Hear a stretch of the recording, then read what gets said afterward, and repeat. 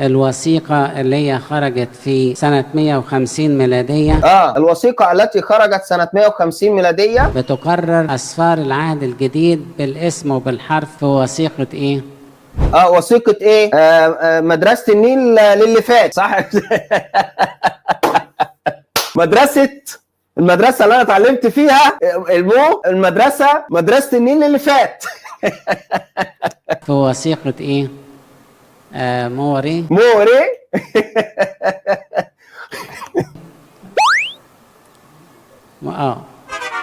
فالوثيقة دي خلاص هي مش زي ما قلت حرج قدام الناس كلها، لا وقعد قدامه. بصوا قاعد قدامه كام واحد. انا بس هسألكم بالله، الناس دي محدش قاعد قدامه عنده معلومة بالموضوع؟ محدش بيقول له زي ما بتقولوا انتوا يا سيدنا الكلام اللي انت بتقوله ده غلط يا سيدنا؟ الوثيقة المودي اللي هي اللي انت مش عارف تنطق لا مؤاخذة اسمها، ما فيهاش ال 27 صفر، ادي مراجعكم. اما المخطوطة الموراتورية فلا يعرف كاتبها، يعني دي مجهولة الكاتب.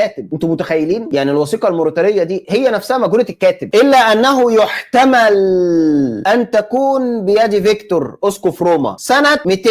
ايه ده؟ ازاي يا فندم؟ ده حضره الاسقف كان بيقول ان هي 150. لا ده بيرجعها بتاريخ مبكر عشان بس المسيحيين يحسوا كده ان هو ايه، دي 150 دي حاجه حلوه قوي، بس هي سنه 200. الوثيقه الموريتانيه اقدم وثيقه العهد الجديد. خلي بالكم الوثيقه الموريتانيه دي اقدم وثيقه موجود فيها قائمه قانون او قائمه للعهد الجديد او قانون للعهد الجديد. مفيش قائمه قبلها. فتخيل انت لما يبقى اسقف مش عارف يقرا الوثيقه الموريتانيه، مش عارف ينطق واحده من اقدم القوائم للعهد الجديد.